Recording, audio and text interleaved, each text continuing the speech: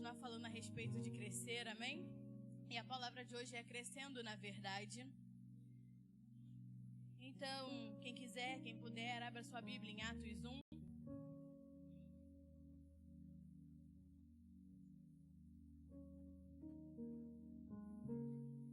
Atos 1, versículo 1. Diz assim a palavra do Senhor: Fiz o primeiro relato, ó Teófilo, acerca de todas as coisas que Jesus começou a fazer e a ensinar, até o dia em que foi levado para cima, depois de haver dado mandamentos, por intermédio do Espírito Santo, aos apóstolos que escolhera, aos quais também, depois de ter padecido, se apresentou vivo, com muitas provas incontestáveis, aparecendo-lhes durante 40 dias, falando as coisas concernentes ao reino de Deus. Amém? Vamos orar. Senhor, em nome de Jesus Cristo de Nazaré, te agradecemos, Senhor, pela tua palavra, Senhor.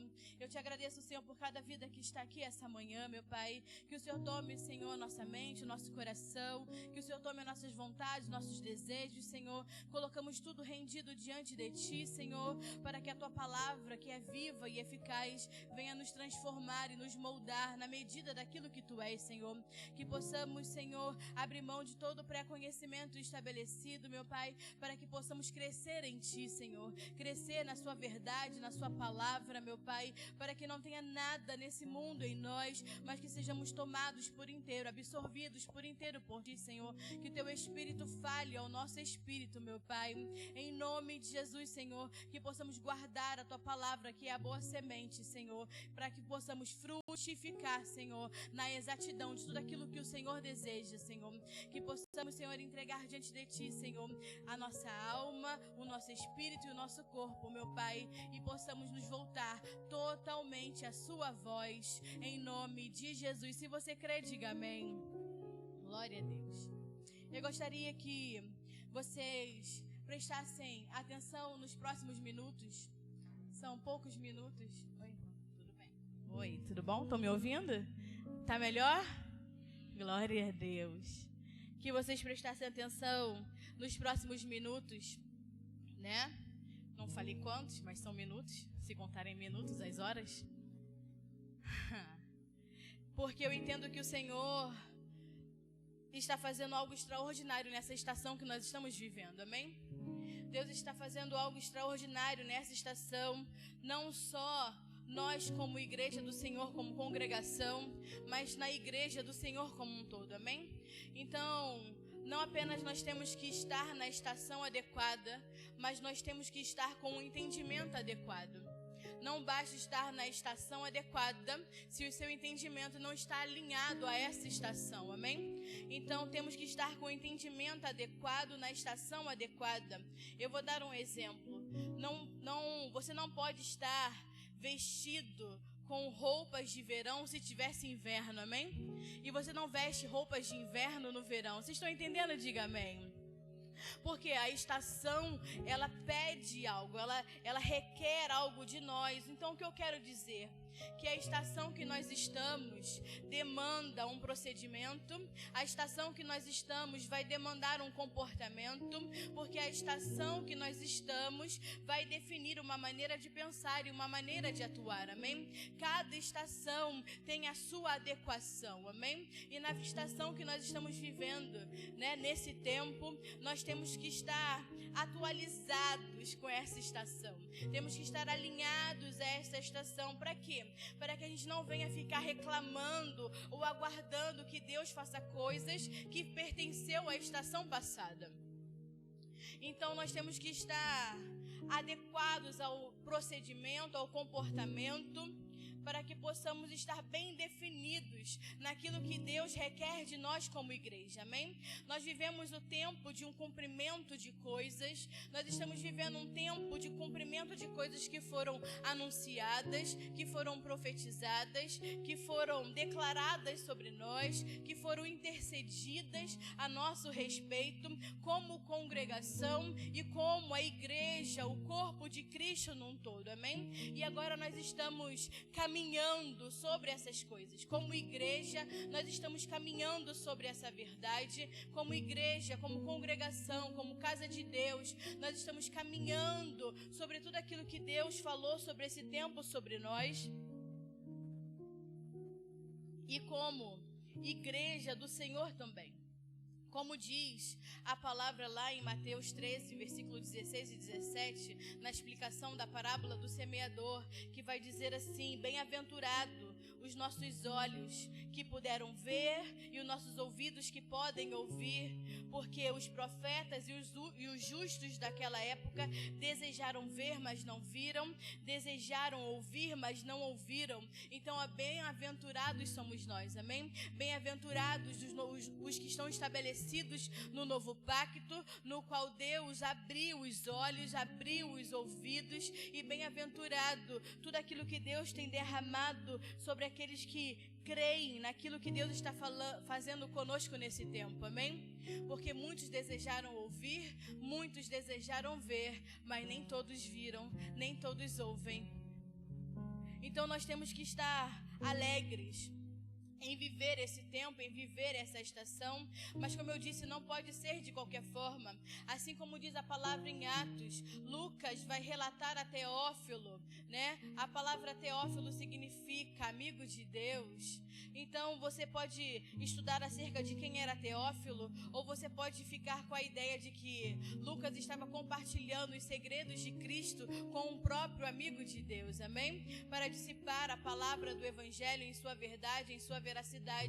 E a palavra vai dizer que Lucas estava preocupado em passar com exatidão, com provas incontestáveis, tudo aquilo que o Senhor fez, tudo aquilo que Jesus fez, tudo aquilo que Cristo deixou como ensinamento e caminho para a sua igreja, amém? E é nessa exatidão que nós temos que caminhar nessa estação, amém?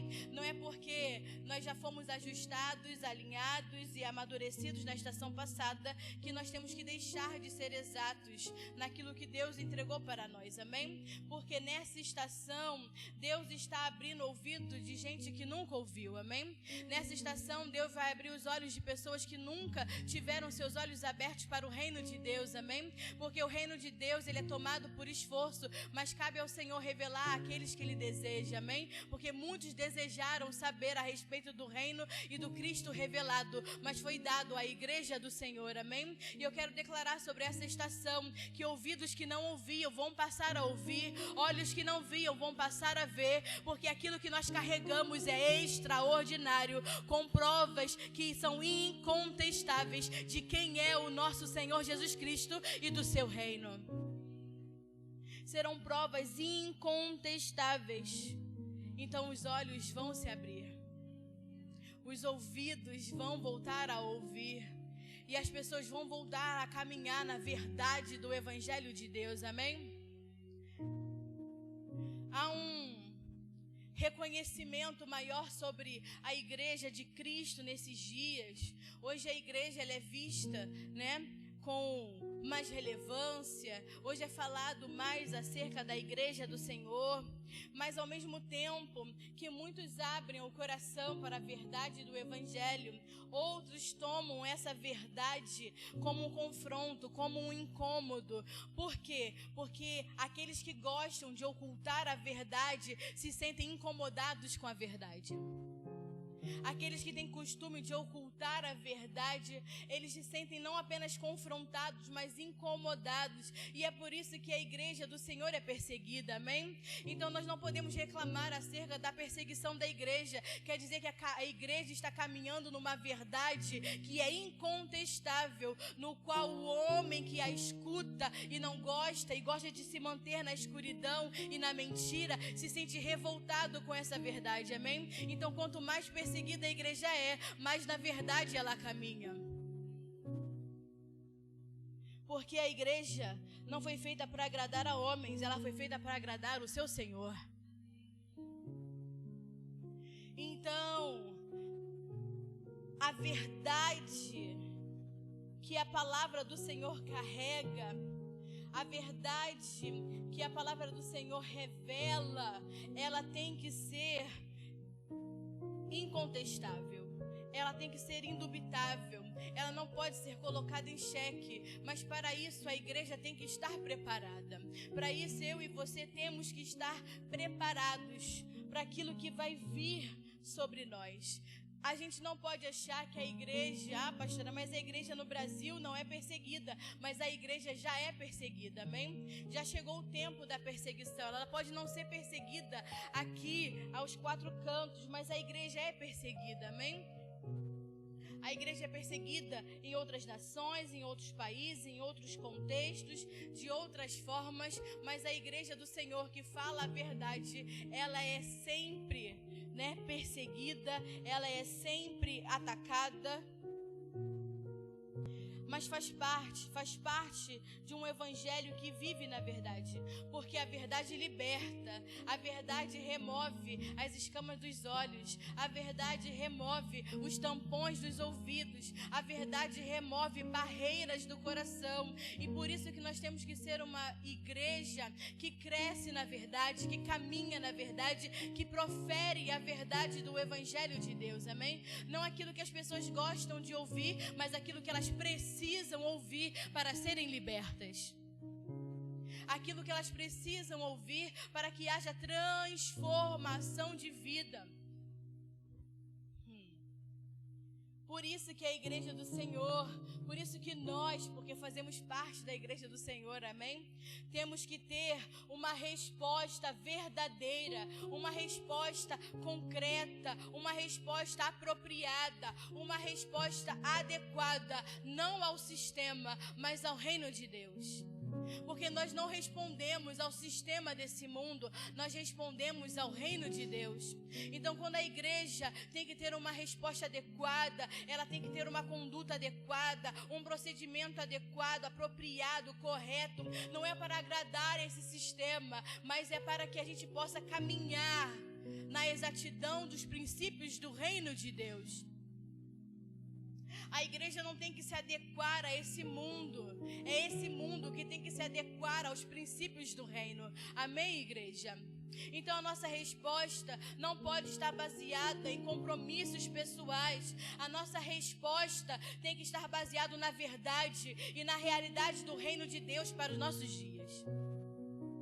E temos que viver essa verdade, viver essa realidade. Para isso é necessário homens e mulheres preparados, que crescem em profundidade na verdade da palavra. Homens e mulheres que buscam a conhecer Cristo cada vez mais, que estudam, que se dedicam, que não estão conformados a serem crentes de domingo a domingo, mas serem crentes verdadeiros, amém? Verdadeiros discípulos de Jesus, não de homens, discípulos de Jesus, que buscam crescer e se aprofundar na palavra da verdade. Como Lucas, que escreveu o livro de Atos. Lucas escreve a carta do livro de Atos e o livro de Lucas. Lucas, ele era discípulo, Lucas era apóstolo, Lucas era doutor, era médico. E nada impediu Lucas de viver a verdade do evangelho. Ele ser doutor, ele ser médico, ele ser bem instruído, não impediu ele de ser discípulo, não impediu ele de ser apóstolo, muito pelo contrário, a sua preparação o ajudou, corroborou a cuidar melhor da igreja do Senhor. Então, Lucas era um homem instruído, ele tinha uma mente ordenada, uma mente equilibrada.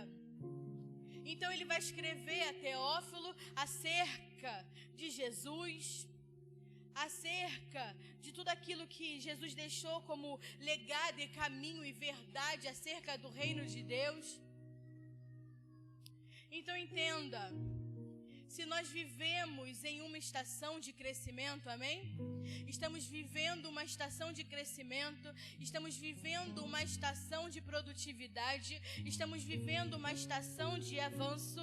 Então nós temos que ter uma mentalidade tal qual a estação que nós nos encontramos. Nós temos que ter uma mente, uma mentalidade tal qual a estação que nós nos encontramos. Se estamos numa estação de movimento, de produtividade, de crescimento, de produtividade, de frutificação, de avanço, de expansão, a minha mentalidade tem que acompanhar a estação que eu estou vivendo. Vocês estão entendendo? Diga amém. Se nós estamos aqui para provocar uma transformação desse mundo, a nossa mente tem que estar em ordem, alinhada à realidade e à verdade do reino, alinhada com a estação que nós estamos vivendo, porque uma mente, para estar ordenada aos princípios do reino, ela tem que se disciplinar, tem que ter homens e mulheres disciplinados. Porque a disciplina do reino, a disciplina de Deus tem uma vara, tem uma medida. E é essa medida que nós temos que caminhar. E qual é a medida que nós falamos no culto passado de domingo? O pastor Bruno falou, eu falei no culto retrasado, que está lá em Filipenses 4, 8 e 9.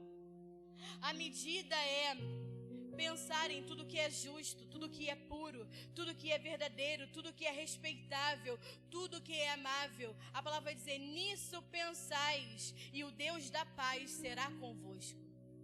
Se pensarem nisso, se conduzirem nessa verdade, nessa medida do que é verdadeiro, do que é amável, do que é justo, do que é respeitável, do que é puro, se nisso pensais, o Deus de paz estará convosco, independente da circunstância.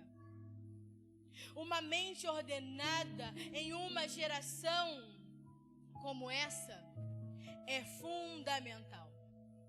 Uma mente que esteja em ordem, dentro da medida, é fundamental. Porque não se pode crescer e aproveitar as oportunidades que Deus nos dá com uma mente desordenada.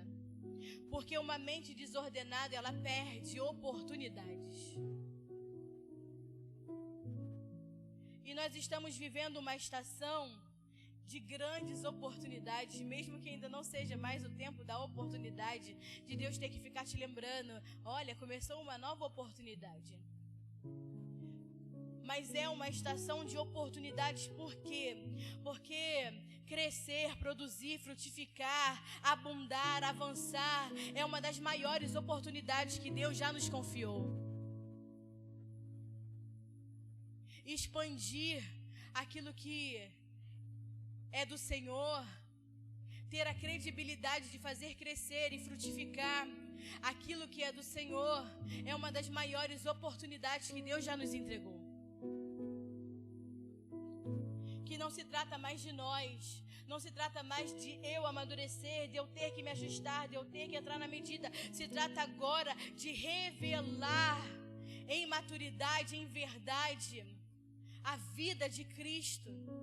Porque quando eu cresço, quando eu produzo, quando eu frutifico, eu não estou fazendo de mim mesmo. Eu estou crescendo, eu estou produzindo, eu estou frutificando, eu estou abundando tudo aquilo que é dele.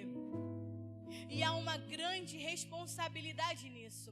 Então essa é uma das maiores oportunidades que Deus já nos confiou.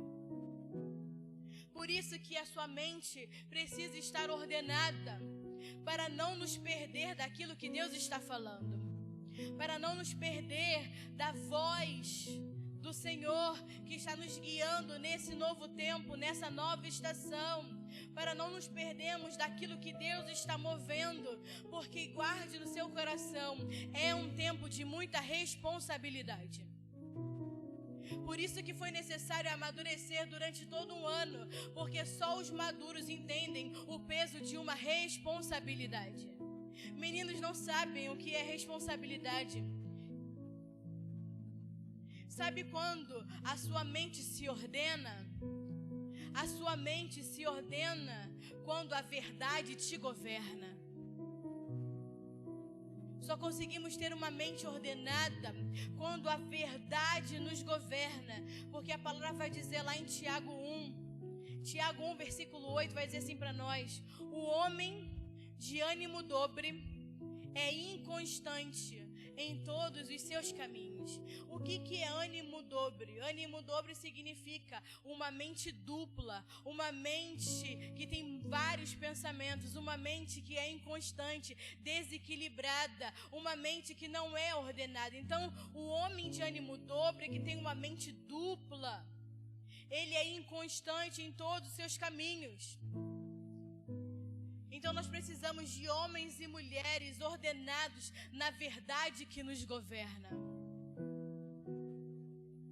Não é na minha verdade, não é na sua verdade, não é na verdade desse mundo. É na verdade que nos governa, é na palavra, é Cristo. Vocês estão entendendo? Diga amém.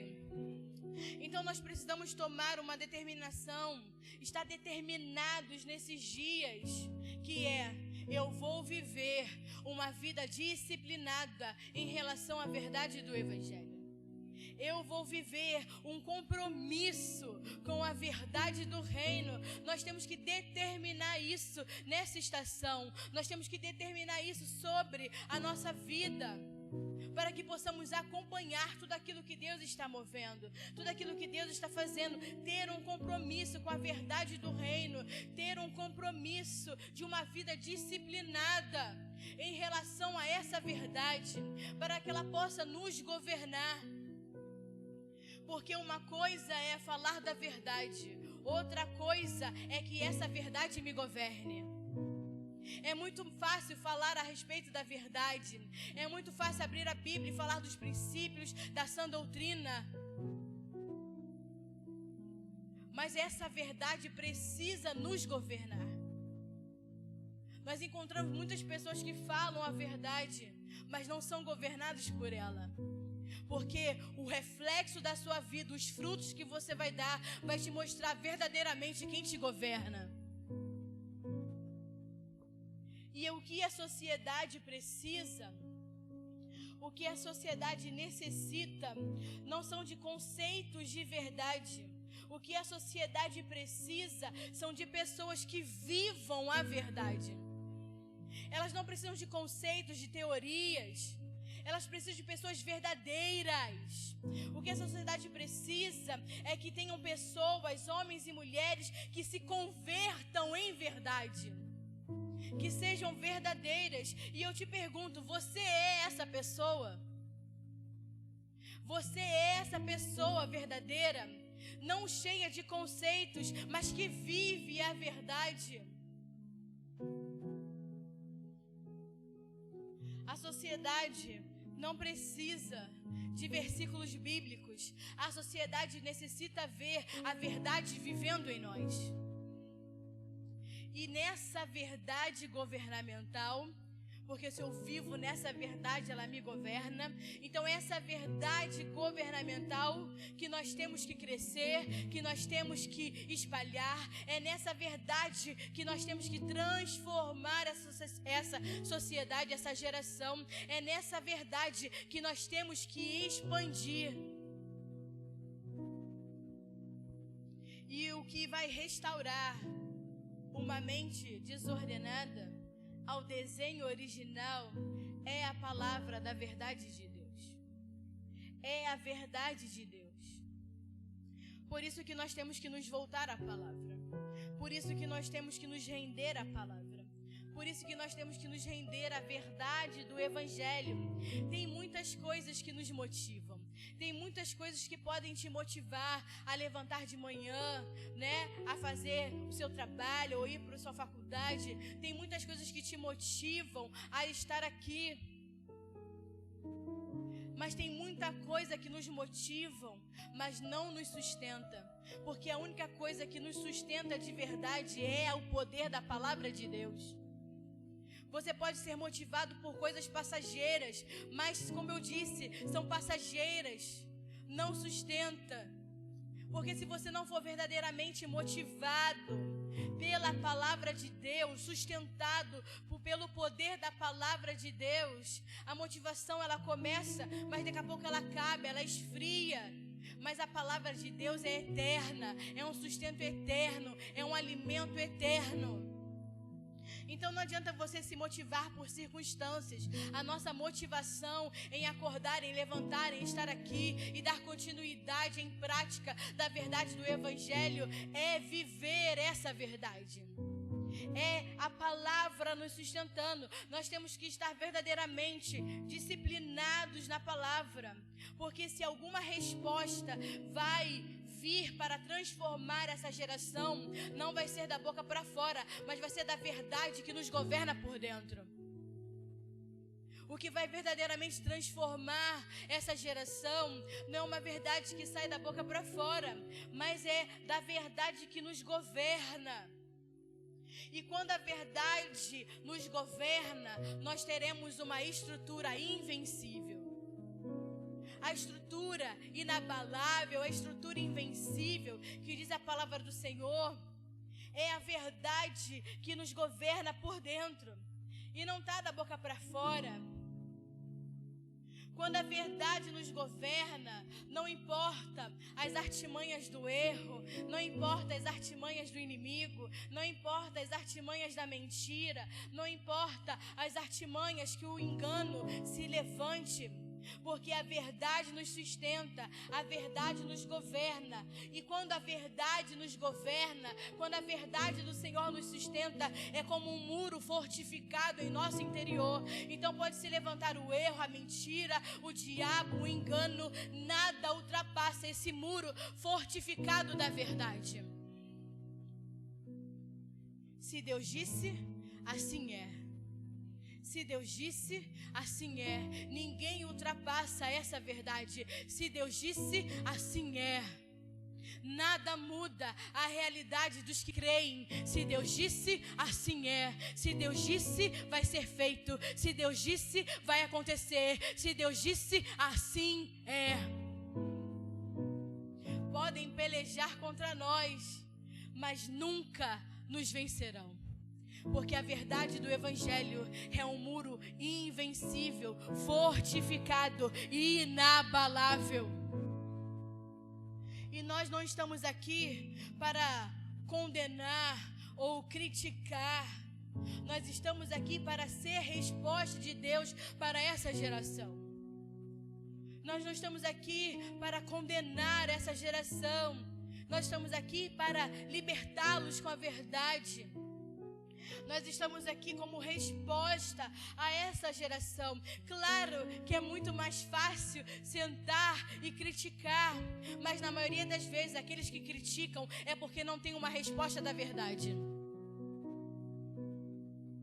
Quando você não tem uma resposta baseada na verdade para mudar essa geração, você acha mais fácil criticar. Lucas 1, versículo 1.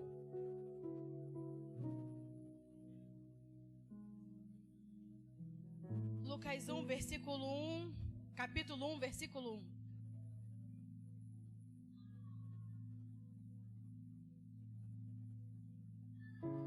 Visto que muitos empreenderam compor uma narrativa dos fatos que se cumpriram cabalmente entre nós, conformemo-nos transmitiram os que desde o princípio foram testemunhas oculares e ministros da palavra. Igualmente a mim me pareceu bem, depois de haver investigado tudo cuidadosamente desde o começo, escrevê-los a ti, ó excelentíssimo Teófilo, de modo ordenado, para que conheças plenamente a exatidão das coisas que foste instruídos,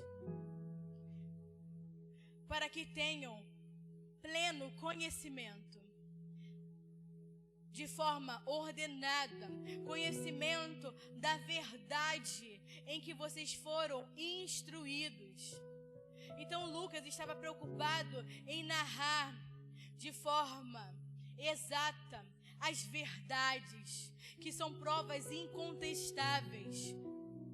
Nós temos que ser homens e mulheres como Lucas, que abrem a nossa boca para falar a verdade, que é incontestável. Instruir homens e mulheres com a verdade, não com achismos, não com teorias, não com conceitos, mas com uma verdade que é impossível de ser refutada, porque ela é a veracidade, ela é incontestável, ela é inabalável, porque assim é o Cristo que nós servimos.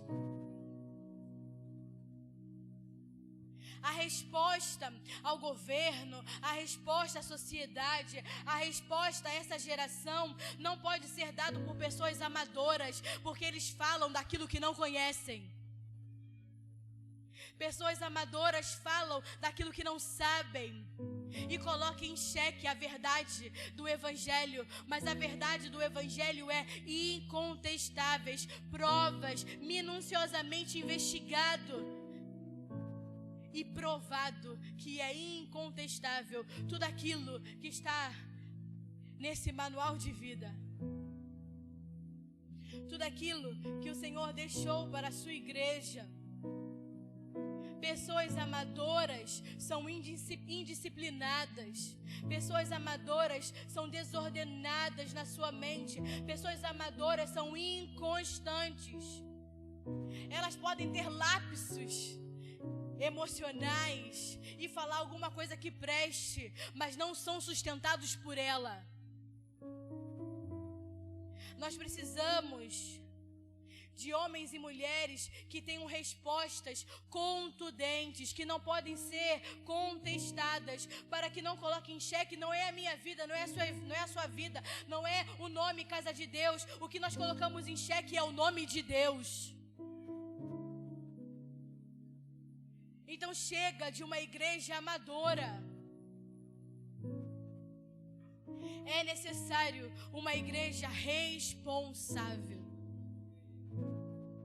que conheça bem a verdade, que conheça bem o desenho original, que saiba como é o desenho, qual é o modelo de Deus original acerca da família, acerca do casamento, acerca de finanças, acerca de ser um bom homem, uma boa mulher de Deus, acerca do propósito eterno de Deus, porque tudo tem um modelo. Não foi deixado nada à sua vã escolha. Há um modelo de se comportar, há um modelo de ser filho, há um modelo de ser esposo, há um modelo de ser esposa, há um modelo de ser igreja.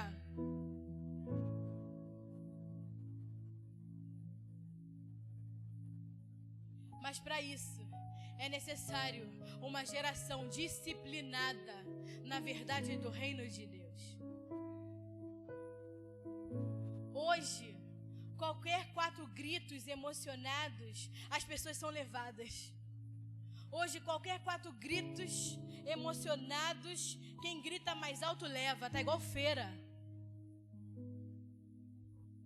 Amadores gritam muito, mas não entendem nada. Gritam muito, mas não sabem de nada. Gritam muito, mas a verdade deles é contestada. Chega de uma igreja levada aos 4 cantos, aos ventos, sem nenhuma verdade, sem nenhuma veracidade daquilo que fala, sem ser verdadeiro. Essa geração, essa sociedade está cansada dos evangélicos amadores que viram chacota na boca deles. Como diz em 2 Pedro 3, versículo 16, diz assim, 2 Pedro 3, versículo 16: os indoutos e os inconstantes torcem o evangelho para a sua própria perdição. Eles torcem o evangelho para a sua própria perdição, porque fazem da palavra de Deus a sua própria verdade. E nós não estamos aqui para relatar a nossa própria verdade. Nós estamos aqui para relatar a verdade de Deus. Temos que nos preparar e ser responsáveis pela verdade que nós manifestamos. Porque o que nos foi confiado é fazer crescer. O que nos foi confiado é fazer avançar.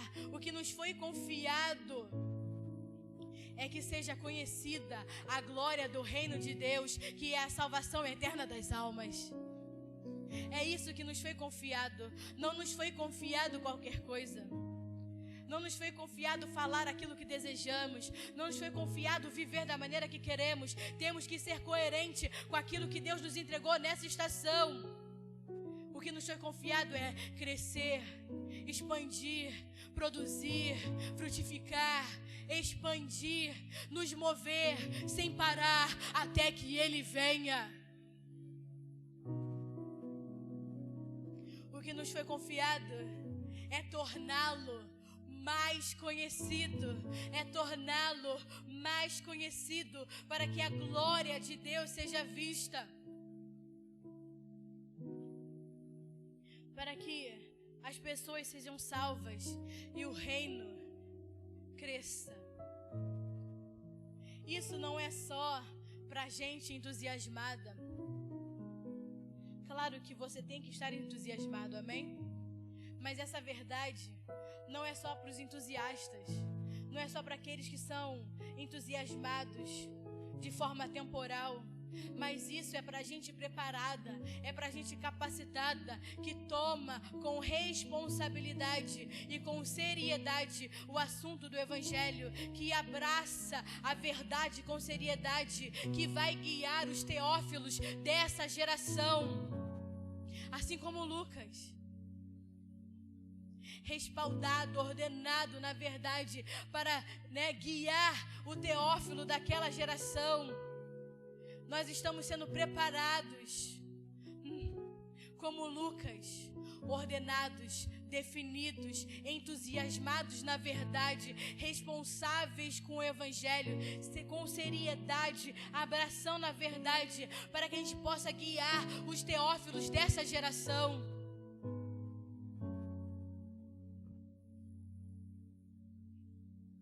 Mas para isso você tem que estar preparado, e preparado diligentemente, cuidadosamente,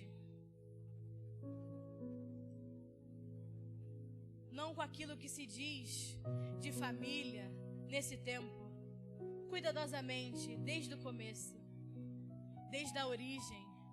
A nossa resposta é a origem. A nossa resposta é aquilo que o Criador determinou. A nossa resposta é o desenho original de Deus.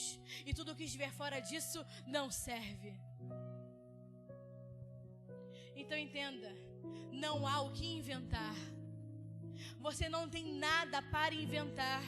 Assim como os apóstolos de Jesus, depois que receberam o Espírito Santo lá em Atos,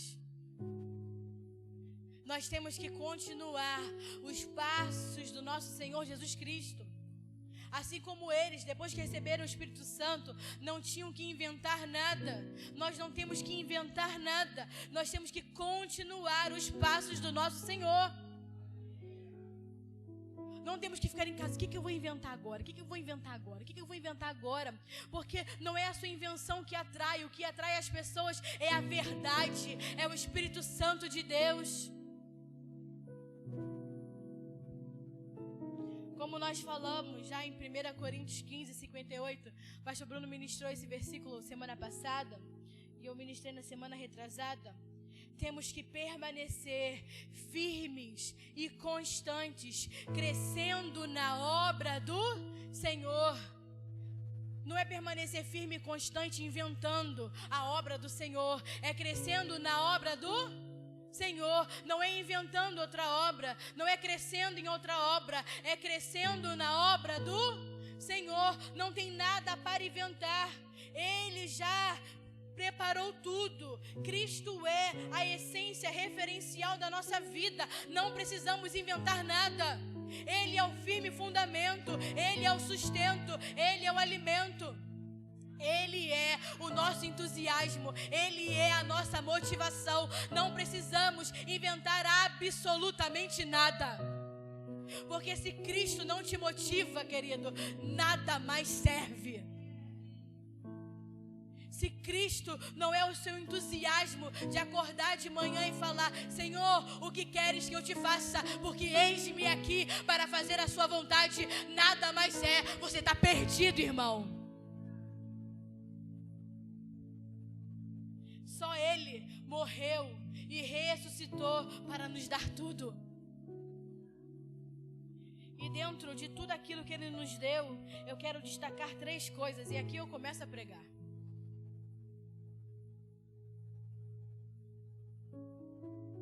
Até agora foi uma introdução. eu quero destacar 3 coisas. Uma, ele morreu e ressuscitou para nos dar o poder de uma vida indestrutível. Ele morreu e ressuscitou para nos dar o poder de uma vida indestrutível. 2, ele morreu e ressuscitou para nos ensinar o poder do e da comunhão.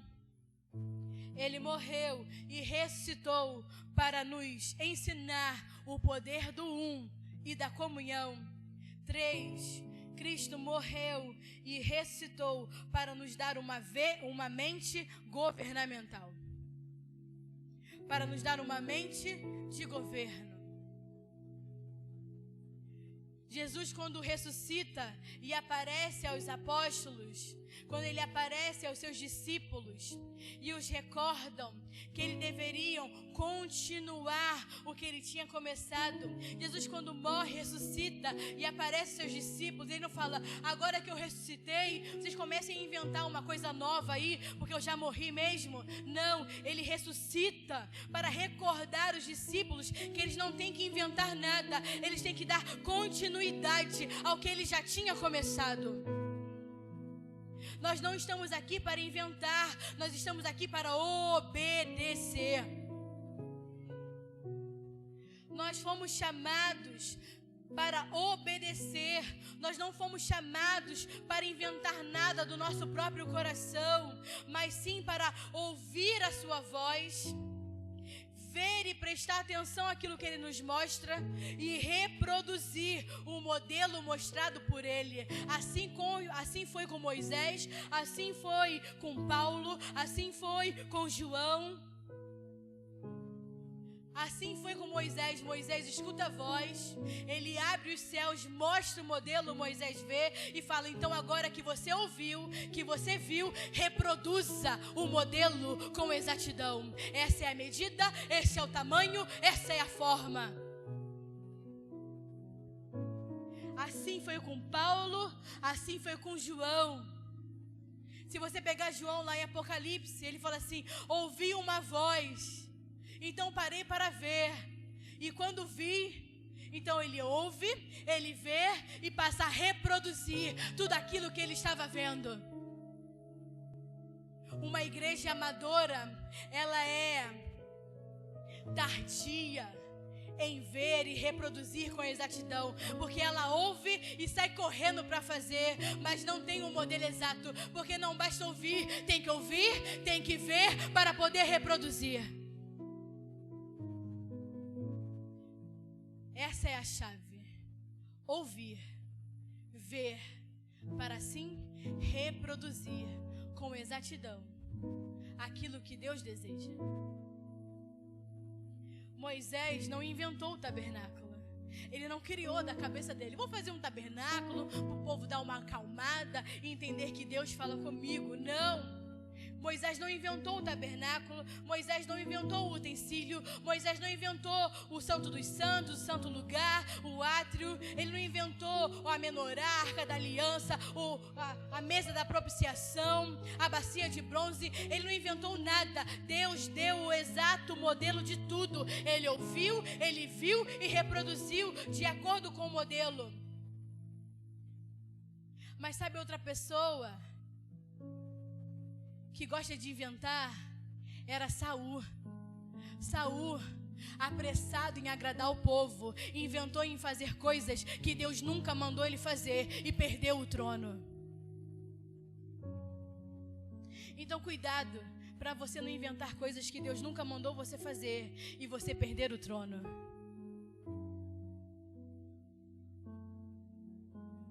O que ouvimos, o que vemos do desenho, do modelo original, é o que nós temos que reproduzir. E é nisso que nós caminhamos. É esse o modelo que Deus deu para nós como casa: ouvir, ver e reproduzir. E é por isso que às vezes as pessoas se chateiam. Por que a pastora não ouve? Por que meu líder não ouve? Por que o pastor não ouve? Eu estou falando uma coisa, estou dando uma ideia boa, não me interessa as suas ideias. É o modelo. Você ouviu, você viu não quero invenções de homens, eu quero a exatidão daquilo que Ele quer.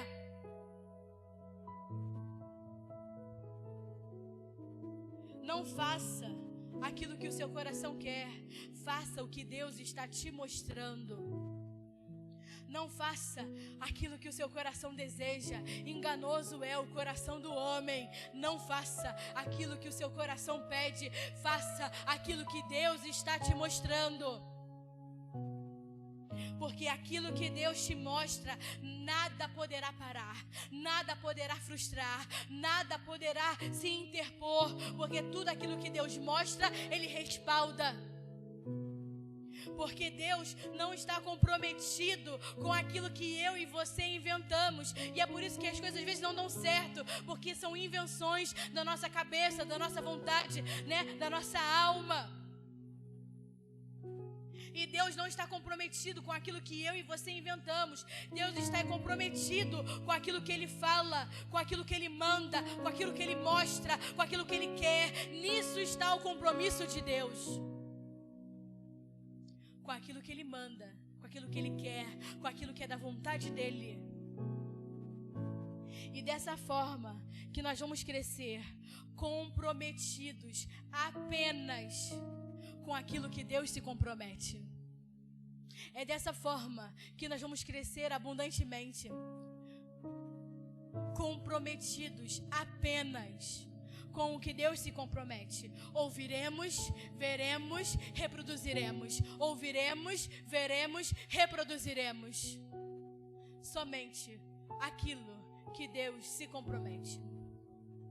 E Deus toma o tempo dele, vamos dizer assim, para nos mostrar as coisas. Deus toma o tempo para poder mostrar as coisas que Ele deseja, a sua vontade, para garantir que aquilo que Ele está nos mostrando não venha a se perder. Por isso que às vezes as coisas demoram, por isso que às vezes podem falar assim, nossa, levou 4 anos para entrarmos nessa estação de crescimento abundante, para expandir, para produzir, para ir mais rápido, correr mais rápido. A gente achando que estava correndo, suando, pingando, enlouquecidos e, pô, caraca, nada, a gente estava correndo, estava dando um passo de tartaruga. A gente corria como uma tartaruga, agora vamos correr como uma lebre. Depende de que perspectiva a gente estava correndo. Então entenda uma coisa. Deus toma tempo para nos mostrar as coisas, para nos revelar, para garantir que aquilo que Ele está nos mostrando não venha se perder. Porque tudo que Ele nos mostra nos leva ao compromisso do seu caráter. Tudo que Ele nos revela, tudo que Ele nos mostra, revela o compromisso do caráter de Deus, da pessoa de Deus, do seu nome. Tudo aquilo que Ele nos mostra, nos revela, tem a sua assinatura, tem o seu reconhecimento de firma. Você sabe o que é reconhecer firma no cartório? Autenticar sua firma, autenticar sua assinatura. É isso que Deus faz quando mostra o desenho. Então não carrega o nome Casa de Deus, não carrega o nome Pastor Bruno e Pastora Juliana, não carrega o nome dos líderes dessa igreja, carrega o nome de Deus. Tudo que fazemos carrega a sua assinatura, o seu compromisso, a sua pessoa. E não podemos ser vacilantes naquilo que Ele nos confiou. Porque não carrega o meu nome, Juliana Petra Fleisch em Bittencourt. Carrega o nome do Altíssimo. Ele assina, Ele põe o seu nome naquilo que Ele nos mostra. Carrega a identidade de Deus, aquilo que Ele nos mostra, para que você saiba que tem dono, para que as pessoas vejam que tem governo, para que as pessoas vejam que há um Senhor, que tem um governo. Tem a assinatura dele, para quê? Para que os céus, a terra e debaixo da terra não venha rejeitar aquilo que está sendo edificado, porque nada pode com o nome do Senhor. O nome dele está acima de todo nome, o nome dele está acima de qualquer coisa, o nome dele está acima de tudo que é no céu, na terra e debaixo da terra. E é por isso que aquilo que ele nos mostra carrega o seu nome. Olha a responsabilidade do respaldo que é ter algo assinado pelo próprio Deus. temos que ser coerentes com aquilo que Deus está nos entregando nessa estação. Para isso temos que estar prontos, responsáveis, disciplinados, porque não é qualquer nome, é o nome dele.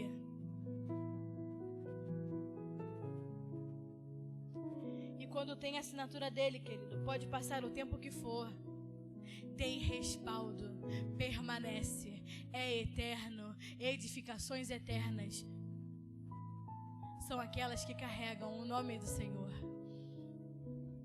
Então, antes de se apressar em fazer, tenha certeza que você o conhece. Antes de se apressar em fazer, tenha certeza que você ouviu o que ele falou, que você viu aquele que ele te falou, que você possa conhecê-lo para não só ouvi-lo, mas para vê-lo, para assim reproduzir o exato modelo. Essa geração, o tempo que vivemos hoje, já não suporta mais os evangélicos inconstantes. Nem os evangélicos suportam mais os evangélicos inconstantes. Imagina esse mundo que não tem o mínimo conhecimento da verdade. Essa sociedade, essa geração está cansada dos evangélicos inconstantes. O avanço do secularismo, o avanço do mundo, né? Para você entender secularismo, né? Do mundo. O avanço do secularismo na sociedade é a evidência dos evangélicos inconstantes.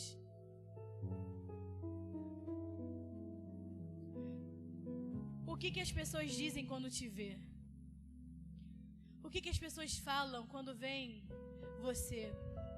Elas creem mais em Deus quando te vê? Elas confiam mais em Deus quando olham para você? Elas se dão conta que Deus é real através da sua vida?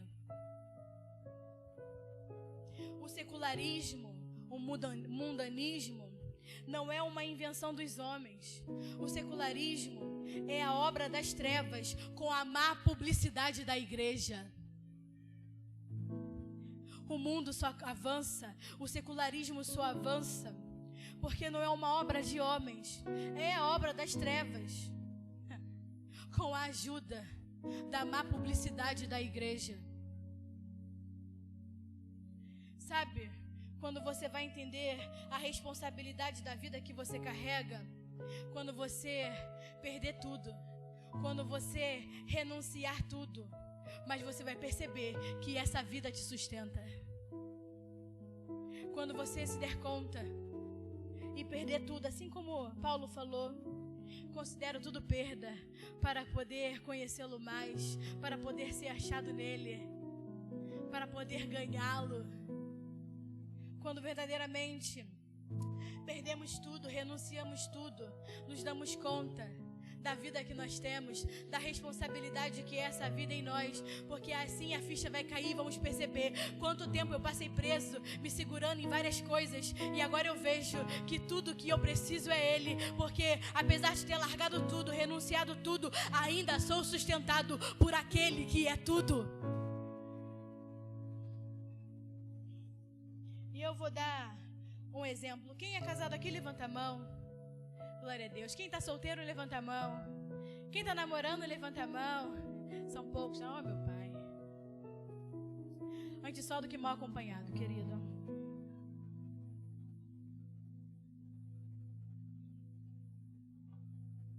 Mas eu vou dar um exemplo. Você gosta de alguém, amém? Vou dizendo que você, estou vendo vários jovens aqui hoje de manhã, tu não é bobo nem nada. Se você não gosta de alguém, já gostou, já disse que Deus disse que aquela era a varoa da sua vida milhares de vezes.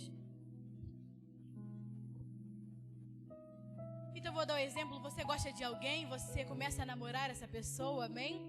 Você orou, você disse que Deus disse que era de Deus. O seu líder contestou, mas você não quis ouvir, porque você disse que ouviu e viu o modelo celestial. E disse, é ela. Deus me disse que é ela. Glória a Deus, querido. Então você começa a namorar, porque você é livre. A gente tenta, mas quando você não se ajuda, então tudo bem. E você começa a namorar. Só que aí você quer casar, né? Porque crente não namora por namorar. Crente namora para casar, amém? Porque não existe namoro cristão, existe casamento cristão. Então você namora para casar. Então você namora, vai casar, mas para casar você tem que colocar diante de Deus, né? Porque você faz uma oração para namorar e para casar você tá orando, né? Você continua orando para saber se essa é para casar. E para saber se essa pessoa que você gosta, já estou dando a dica para os solteiros. Se essa pessoa é para casar, os casados, lute bastante. Para saber se essa pessoa é de Deus, você começa a orar. Mas o segredo está nisso que eu vou te falar agora. É saber o que governa a vida dela. O segredo é saber o que governa a vida dessa pessoa. Não, pastora, eu estou namorando alguém da igreja, não é do mundo não. Filho, eu nem considerei essa opção, ok? Porque essa opção não tem que nem passar pela sua cabeça, né? Então não estou nem falando do julgo desigual, que as pessoas dizem que é contra o ímpio, porque há julgo desigual dentro da igreja, quando aquilo que me governa não é o mesmo que governa o meu irmão. Então você está procurando a varô, namora varô de Deus te mostrou, né, o desenho. Aí você vai orar para saber se é de Deus. E aí você vai perguntar para Deus e vai querer saber de Deus se aquilo que governa a sua vida também governa a vida dela. Porque cada um toma decisões baseado naquilo que o governa. Cada um toma decisões baseado naquilo que os governa. Então, você vai começar a perceber, a reparar na vida da varoa que está do seu lado. Se Deus é primeiro na vida dela. Se Ele é uma prioridade. Se a vida de Deus é uma prioridade. Se fazer a vontade do Senhor é uma prioridade. Se obedecê-lo é uma prioridade. Porque cada um toma decisões baseado naquilo que o governa. Se é o Senhor que governa a vida dessa pessoa. E você pode dizer que sim, mas esteja atento, porque o Espírito pode dizer não. Você pode achar que sim, mas tem que estar atento, porque o Espírito pode dizer não. Então a sua oração tem que ser assim: Senhor, eu sei que eu gosto da fulana, mas se eu me separar dela, vai me causar uma grande ferida. Mas o Senhor pode curar a minha ferida. Mas se eu escolher ela, quem curará a minha ferida?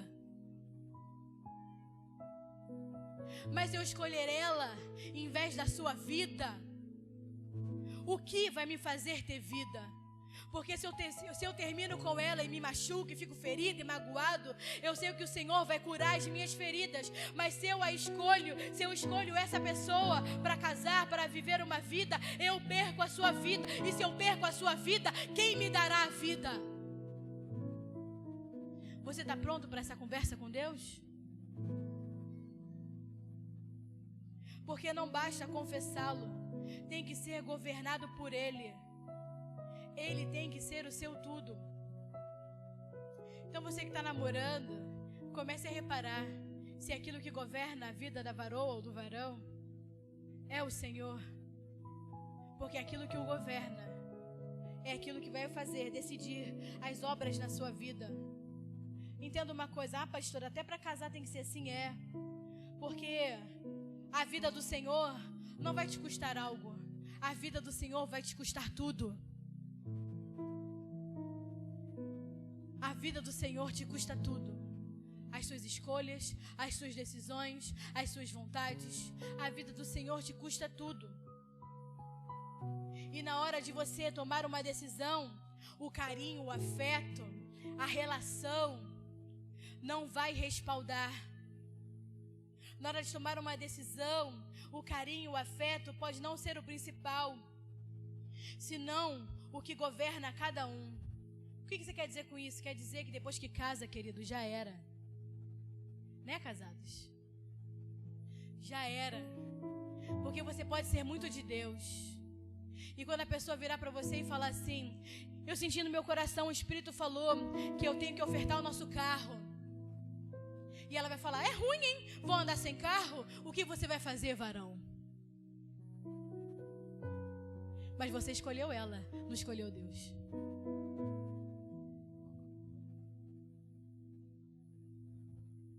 A pior coisa não é você dividir a cama com o diabo. Você pode achar que a pior coisa que tem é você dividir a cama com o diabo, mas até o diabo é governado por Deus. A pior coisa da sua vida é você dividir a cama com alguém que não é governado pelo Senhor. Toma muito cuidado com as suas escolhas, porque aquilo que te governa é o que te vai levar você a decidir a sua vida. As tuas decisões são baseadas naquilo que te governa. Então você pode achar que a pior coisa é dividir a cama, dividir a casa, dividir a família com o diabo. A pior coisa é dividir a família, dividir a cama, dividir os filhos com pessoas que não têm o mesmo governo. Porque até o diabo é sujeito ao Senhor. Mas homens e mulheres, como dizem, têm o seu livre-arbítrio.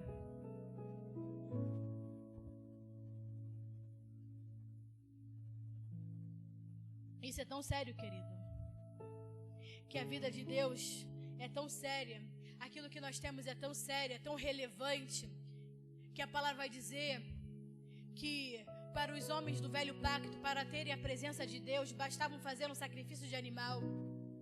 Mas para eu e você termos a vida do Senhor, para eu e você termos a vida de Deus, poderia morrer todos os animais do mundo, poderia extrair toda a riqueza do mundo e não seria suficiente. O próprio Deus teve que se tornar homem, morrer no meu lugar e no seu lugar, para que possamos ter essa vida. Esse é o valor da vida que nós temos. Esse é o valor da vida que nos governa. Esse é o valor da vida que tem que estar no meu interior. Foi necessário o próprio Deus se entregar para que você a tivesse.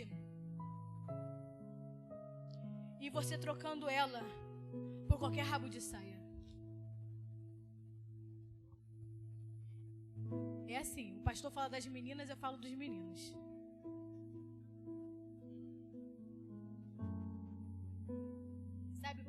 Sabe por que eu vou botar a responsabilidade nos homens? Porque você nasceu para governar. Se você não governa, é um banana. Ai, foi ela que me escolheu. Não, você que deveria ter escolhido aquilo que Deus quer.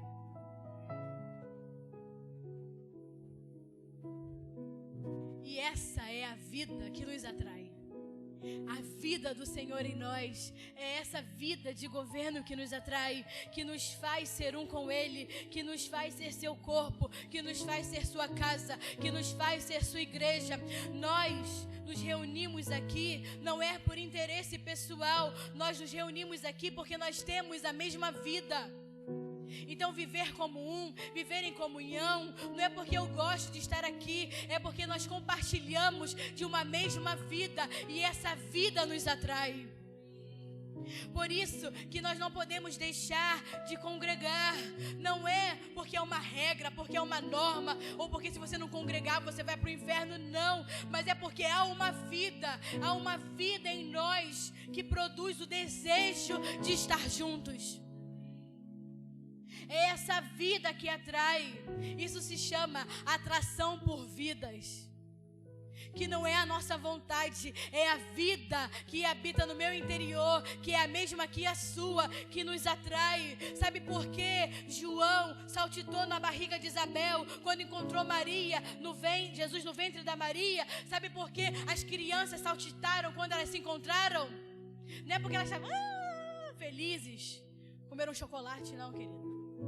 É porque a vida atraiu, a vida se comoveu dentro do ventre de Isabel, dentro do ventre da Maria. As vidas foram, conectadas. Já viu? Eles não enxergam. Então tu acha que enxergou o bebê dentro da barriga? Ódio, eu estou vendo Jesus lá crescendo. Isso porque ele era desse tamanho. Hoje eu tinha 6 meses. Tinha nem olho ainda formado para ver alguma coisa. Mas é a vida que já estava dentro da barriga de Isabel, a mesma vida compartilhada na vida de Maria. As vidas se atraem. É isso que nós temos que viver, querido. Um evangelho que atrai, uma atração por vidas, porque a vida que está em mim vai atrair a vida que está no meu irmão, vai atrair a vida que está no meu outro irmão. O Espírito vai nos conduzir e vai atrair as vidas até nós.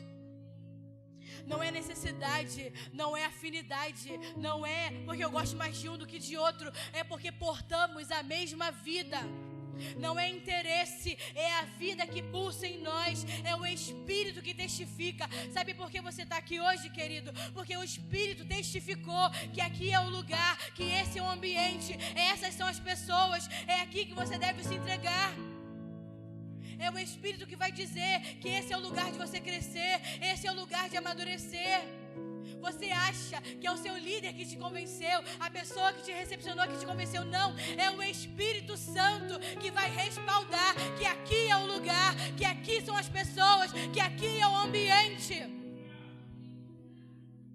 É a vida que grita dentro de nós e testifica que nós estamos no lugar certo, que é o tempo certo, que essas são, por incrível que pareça, as melhores pessoas para crescermos juntos. Não é por afinidade, é pelo que o Espírito deseja. Não é uma escolha da razão, é uma escolha do Espírito. Então toma cuidado quando você decidir ir embora, se é a sua escolha ou é a escolha do Espírito, querido.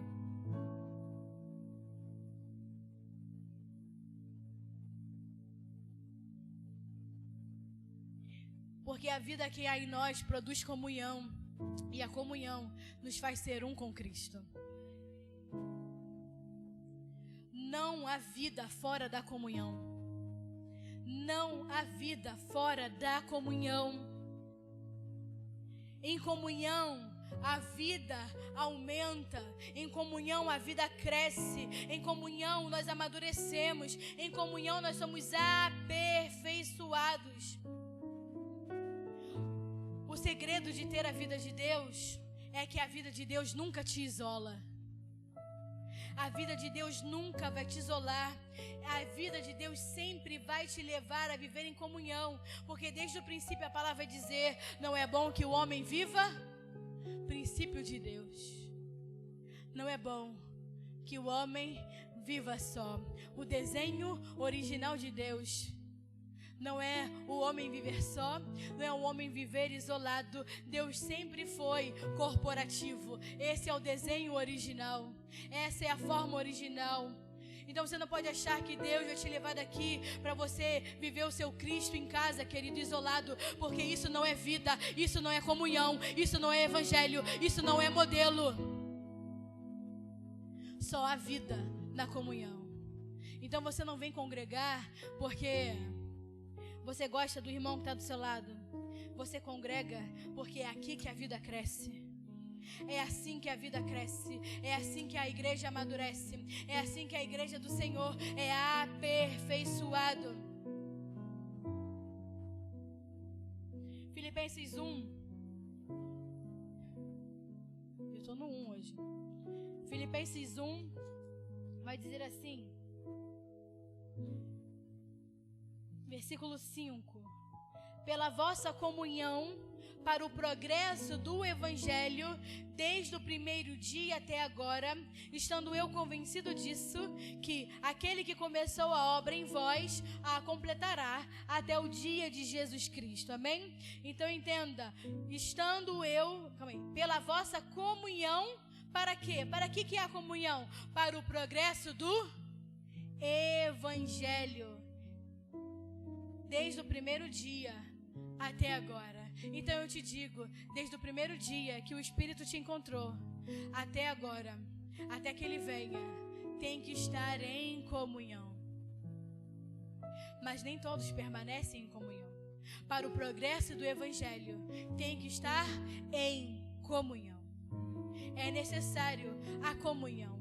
É necessário ser um, porque é assim que cresce. E como você sabe que Deus está falando, que é essa forma, que é esse modelo? Sabe quando você sabe que Deus está falando, querido? Porque quando Deus está falando, Ele não diz o que você acha que deve ser feito. Deus não diz o que você acha. Ele não vira para você e fala assim: o que você acha da gente fazer aquilo ali? Estou pensando, ó. Fui inspirado pelo 7º anjo da 7ª cadeira. E eu acho que nós temos que fazer isso, que nós temos que fazer aquilo.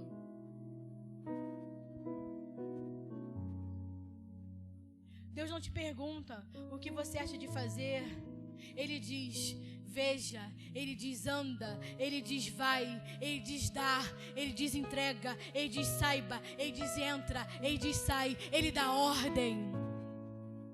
Ele não pergunta se você gosta, Ele não pergunta se você quer, Ele não pergunta o que você acha, Ele não diz: eu estava pensando em fazer isso, o que você acha que é melhor? Ele vai dizer: veja, ouça, ande, entregue, dê, faça,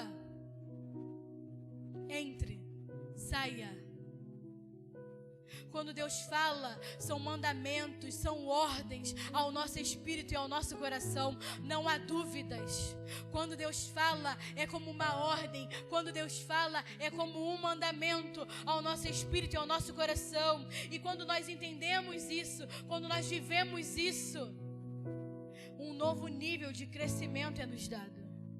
Quando nós entendemos que aquilo que Deus fala é uma ordem, é um mandamento, não é uma suposição, não é um achismo. Quando nós entendemos isso verdadeiramente, aumenta o nosso nível de crescimento, aumenta o nosso nível de amadurecimento. Eu sei que eu estou amadurecendo, por quê? Porque cresce em mim um caráter governamental.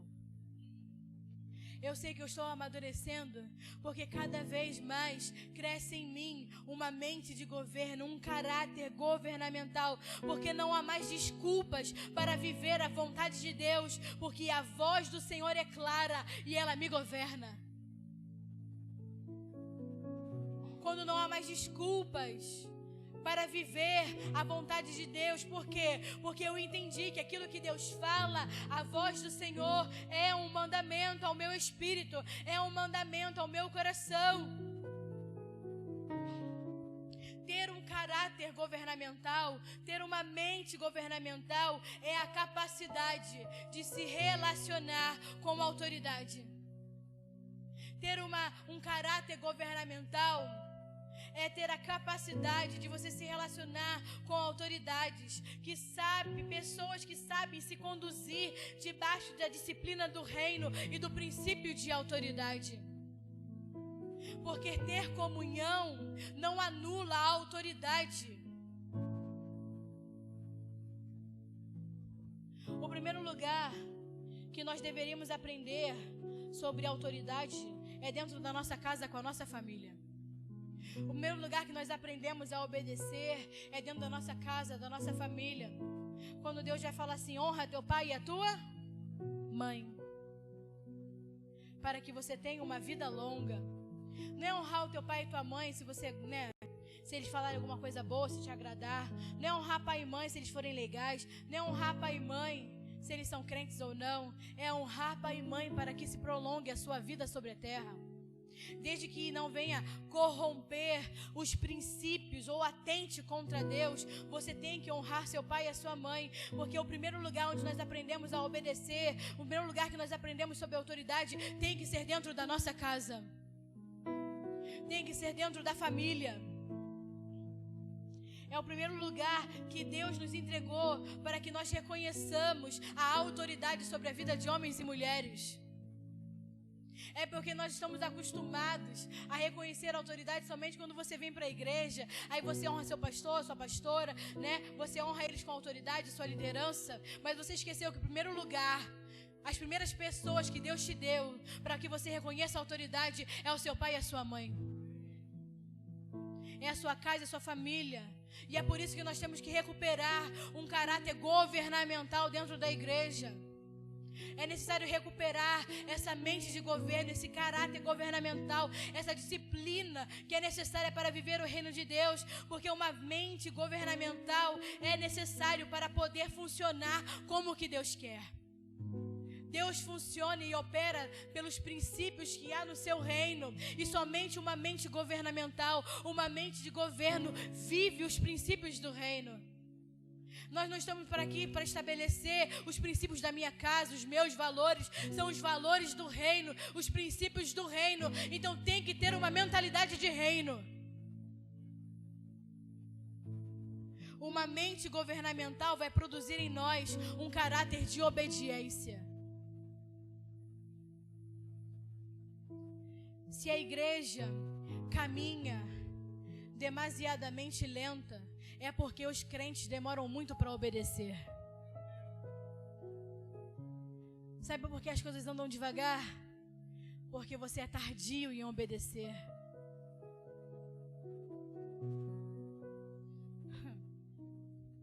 Um coração quebrantado, um coração disposto a obedecer à vontade de Deus, é alguém que vive debaixo de um ambiente de governo.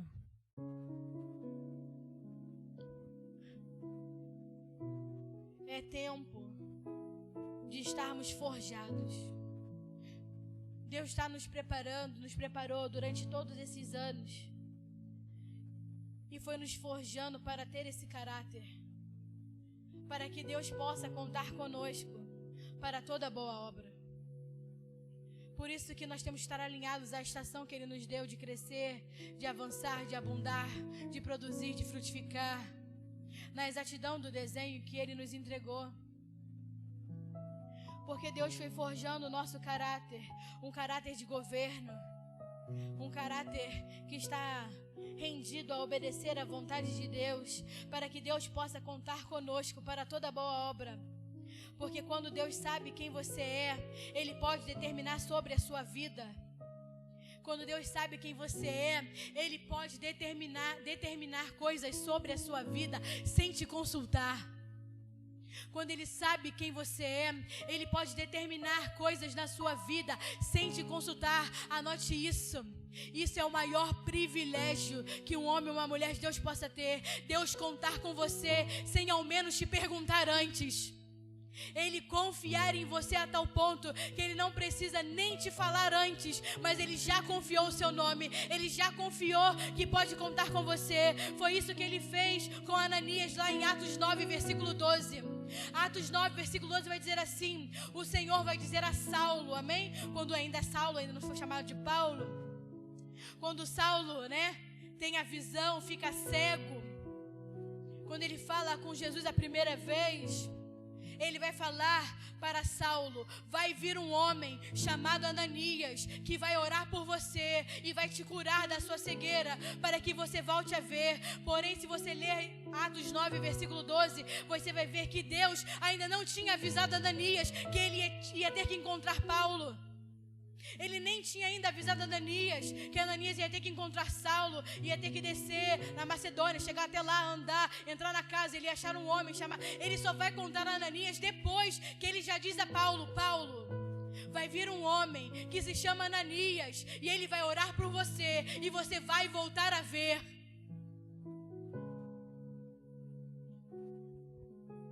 Deus tem que nos conhecer a tal ponto que Ele pode determinar coisas sobre a nossa vida sem ter que nos contar antes. E depois Ele só vai te falar: olha só, já dei teu nome ali, que tu vai, amém? Já falei que tu vai fazer aquilo ali, já dei teu nome naquilo ali, já dei teu nome naquilo ali. Por quê? Porque Ele pode confiar em nós. Esse é o nível de responsabilidade, de maturidade e de alinhamento a essa estação que essa igreja tem que ter, que a igreja do Senhor necessita ter, homens e mulheres como Ananias, no qual Deus pode confiar, sem precisar contar para Ele primeiro. Quando Deus vem mostrar o desenho, ó, esse é o desenho, tá? Já falei para fulano, ciclano que tu ia fazer, que tu ia acontecer. Aí tu fica assim: tá bom, Deus.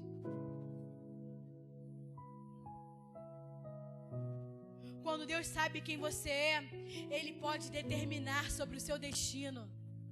Quando Deus sabe quem você é, Ele pode determinar coisas sobre a sua família. Ele pode determinar coisas sobre a sua casa. Quando Ele sabe quem você é, Ele pode declarar e determinar coisas sobre o seu chamado, sobre a sua casa, sobre a sua família, sobre a sua empresa, sobre a sua vida, sem ter que te consultar.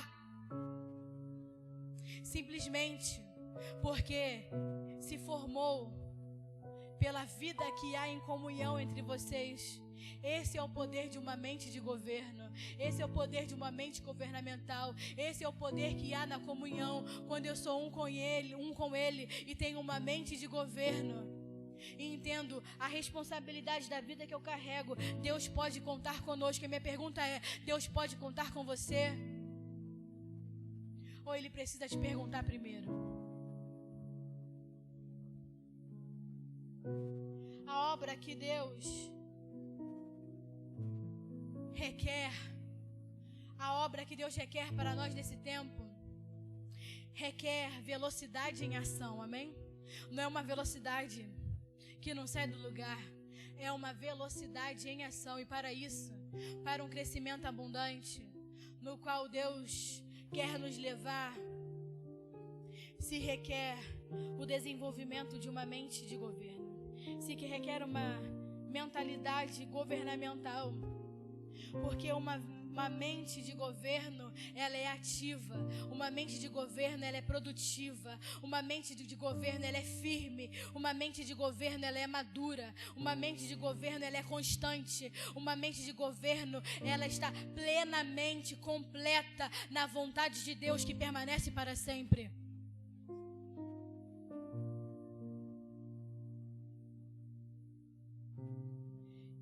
Então entenda, Deus nos chamou para viver a sua vontade, para viver a sua vida, ter uma mente transformada a uma mente de governo.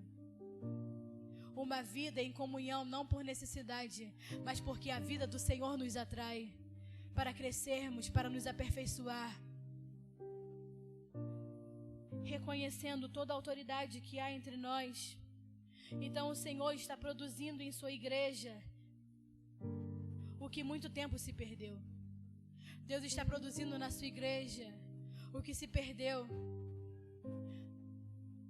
por uma igreja amadora, levada a qualquer vento, de qualquer ensino e de falsas verdades.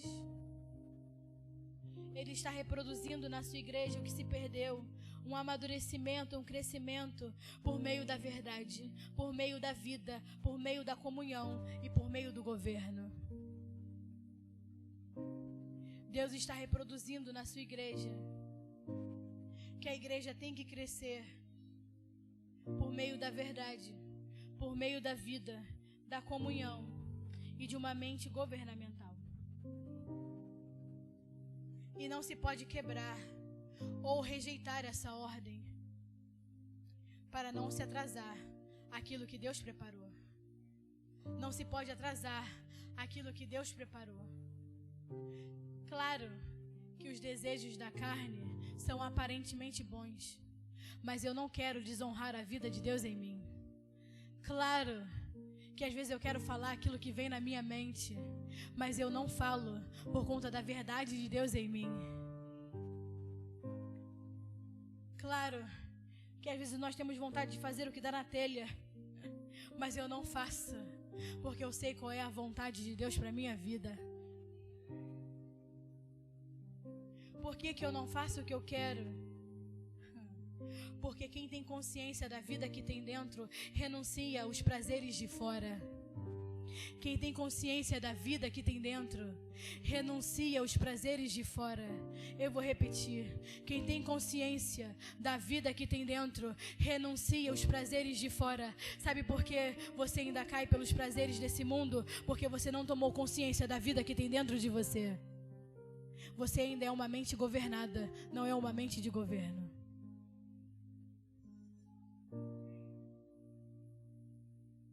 Quando nós cuidamos daquilo que temos, quando nós cuidamos daquilo que tem dentro de nós, então essa vida vai crescendo, crescendo, crescendo, crescendo e vai nos absorvendo por completo, vai nos absorvendo de tal maneira que Ele absorve a nossa maneira de pensar, Ele absorve a nossa maneira de falar, Ele absorve nossos desejos, absorve as nossas emoções, absorve tudo que há em nós. E a palavra renúncia já não vai mais existir. Por quê, pastora? Porque não terá mais nenhum lugar em mim que não seja dele. Sabe por que você ainda tem coisas para renunciar? Porque você ainda está cheio de você. Quando você estiver completamente vazio de você, a palavra renúncia não será mais um peso, não será mais uma dor, não será mais difícil, não será mais, ai Deus, como eu tenho que renunciar. Não, porque não há mais nada meu, é tudo dele. Uma igreja que ainda vive renunciando é uma igreja que ainda está vazia dele. Chega, igreja, está na hora, ou joga fora e vive tudo que ele tem, ou fique com os seus lixos.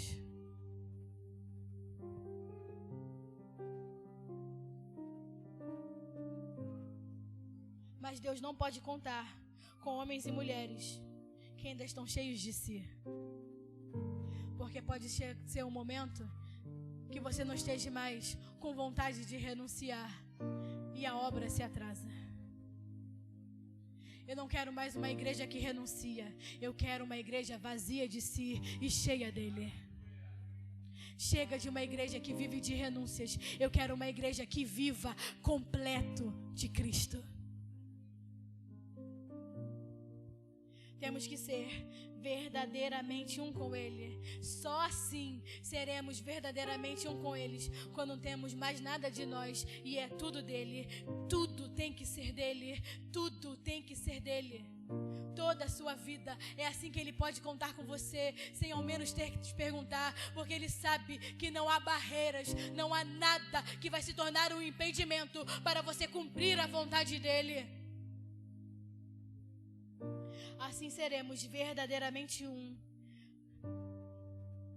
Porque a comunhão não começa fora. A comunhão começa num lugar espiritual.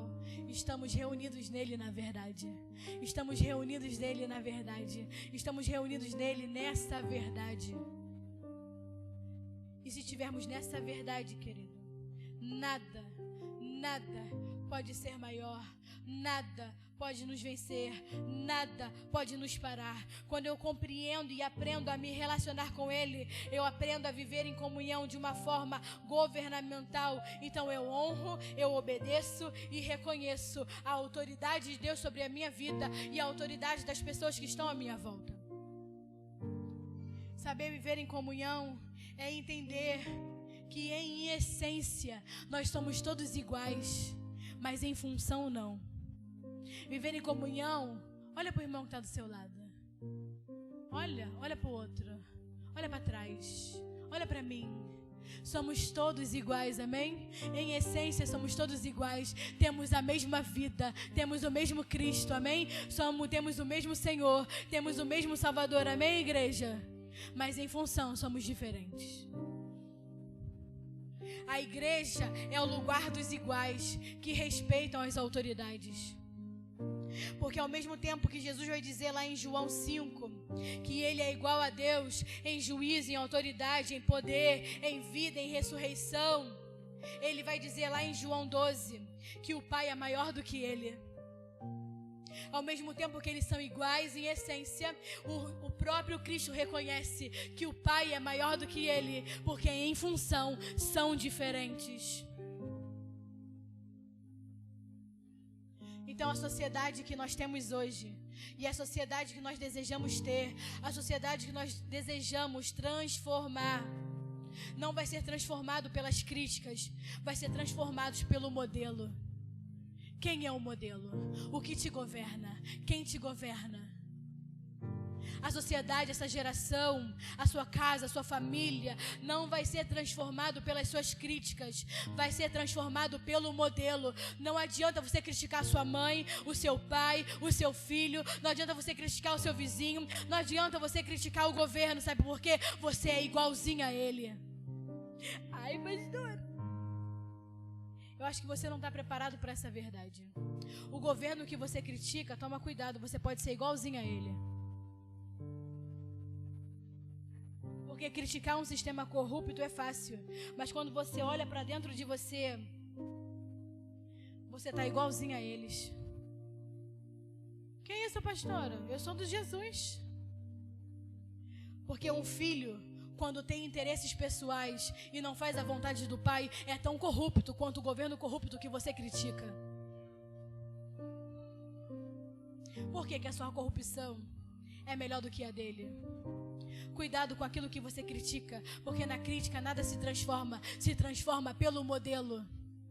É fácil sentar a bunda e criticar o governo. Você está sendo resposta para ele. Você é resposta para a sociedade. Você é um modelo.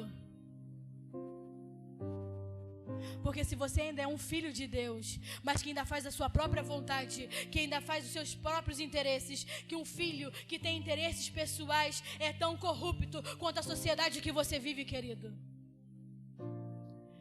Então chega de hipocrisia, de criticar aquilo que você nem mesmo governa.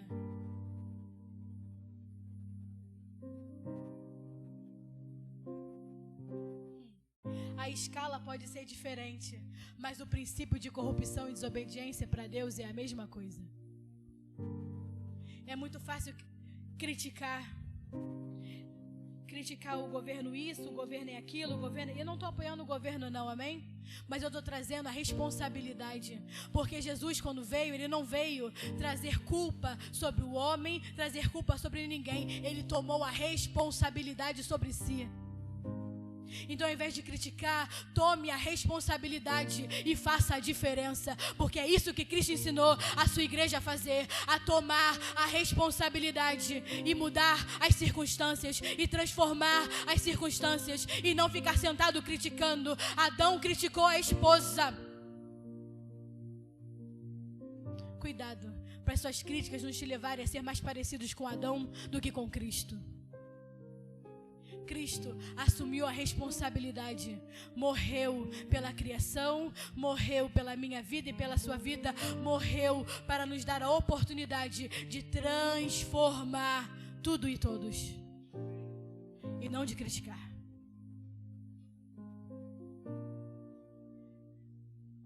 Então aprenda a obedecer, aprenda a obedecer. Aprenda a obedecer, porque um filho obediente, ele vive pelos interesses da casa, ele vive pelos interesses do pai. Como Jesus falou, eu estou aqui para cuidar dos negócios do meu pai. Um filho obediente está preocupado com os interesses do pai, com os interesses da casa, para que ele seja um elemento transformador da sociedade em verdade e em justiça.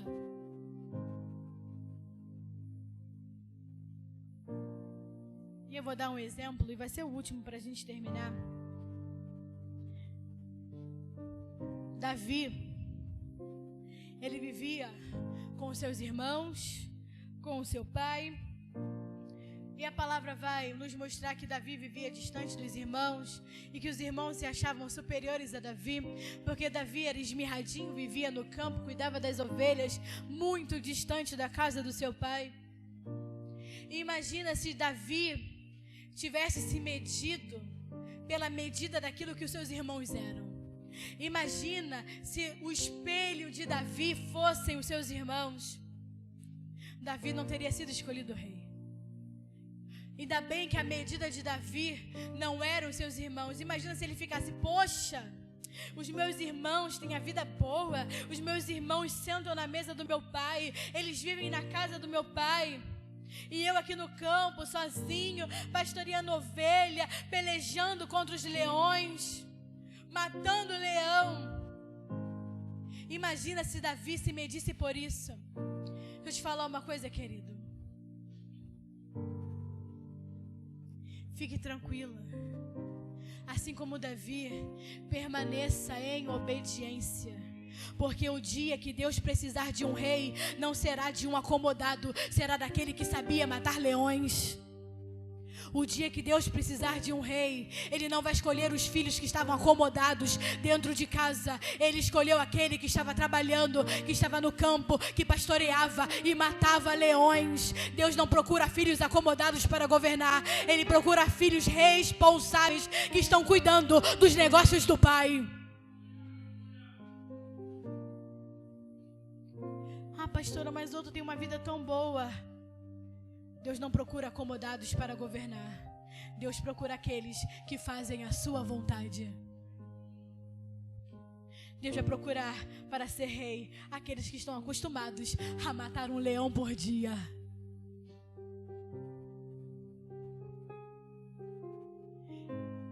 Então, se você não consegue obedecer, como Cristo vai se formar em você? Se você não consegue obedecer, como a vida dele vai crescer em você? Se Cristo não é formado em você, como ele vai te levar a lugares que ele quer te introduzir? Se você não obedecer, se você não ter a vida de Cristo formada em você, como ele vai contar com você? Como ele vai confiar em você? Como ele vai poder contar com a sua vida em obras, em lugares, em projetos que ele ainda nem te contou, mas ele está contando com você? Como? Parece que nós temos muito tempo, mas nós não temos. A vida passa muito rápido, muito rápido, muito rápido. É necessário levar a palavra de Deus com seriedade. Essa é a estação. Levar a palavra de Deus com seriedade. Abraçar a verdade.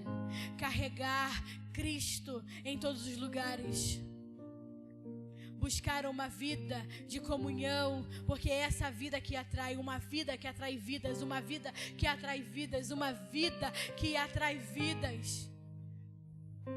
Uma mente governada. Entenda, a Bíblia não é um livro de sugestão. A Bíblia é um livro governamental. E eu tenho que me permitir ser governado por essa verdade presente. Eu tenho que me permitir crescer nessa verdade. Porque quando eu cresço nessa verdade, quando essa verdade me governa, o meu destino está garantido. É viver um reino de glória.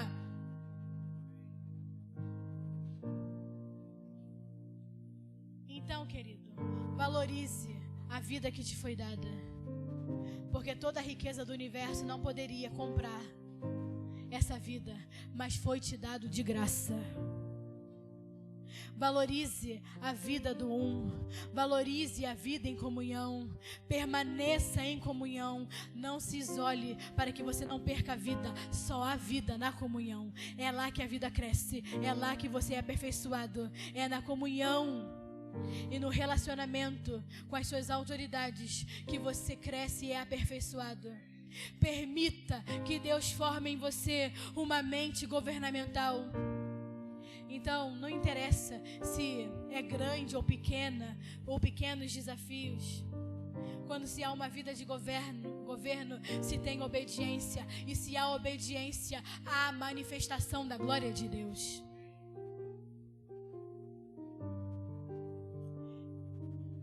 E assim eu quero orar. Eu quero declarar que nós vamos produzir uma igreja firme na sua vida, na sua verdade.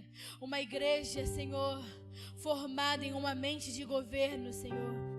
Uma igreja que tem alegria em viver em comunhão, porque a vida que há em nós nos atrai. A vida nos atrai, a vida nos faz estar juntos para crescermos, para sermos aperfeiçoados, para assim produzirmos mudanças nessa geração, para assim produzirmos mudanças nessa geração de forma palpável, visível, real, genuína, para que nós sejamos a expressão mais nítida e verdadeira do reino de Deus nessa terra. Essa tem que ser a nossa oração. Que sejamos a expressão mais nítida e verdadeira do reino de Deus na terra. Fique de pé.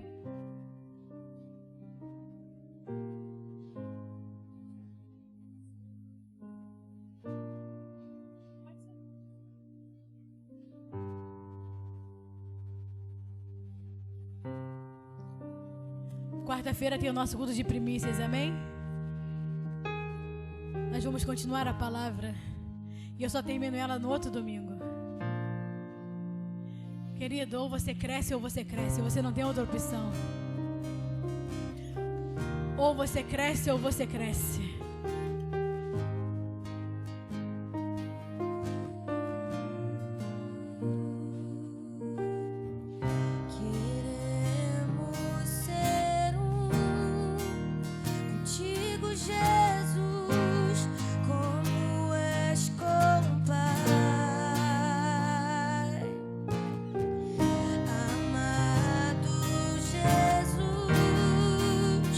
Glorificar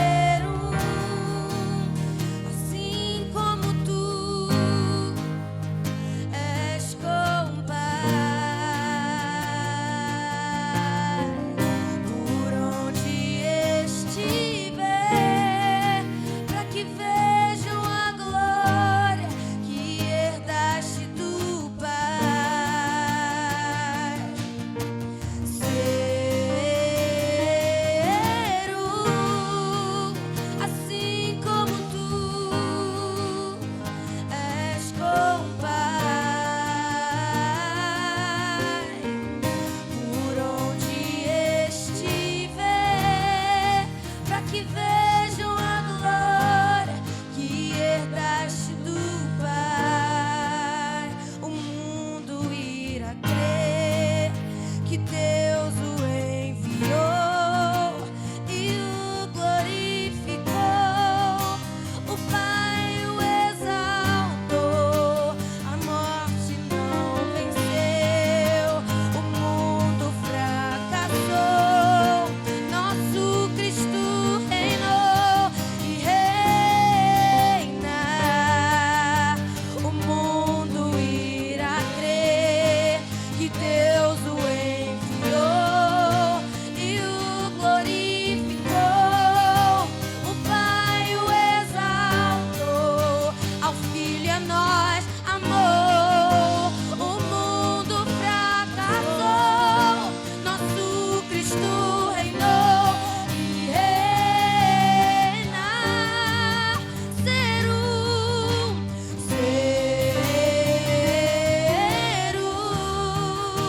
contigo, Jesus, como és com o Pai. Por onde estiver, para que vejam a glória que herdaste do Pai. Ser contigo, Jesus, como és com o Pai. Por onde estiver, para que vejam a glória que herdaste do Pai.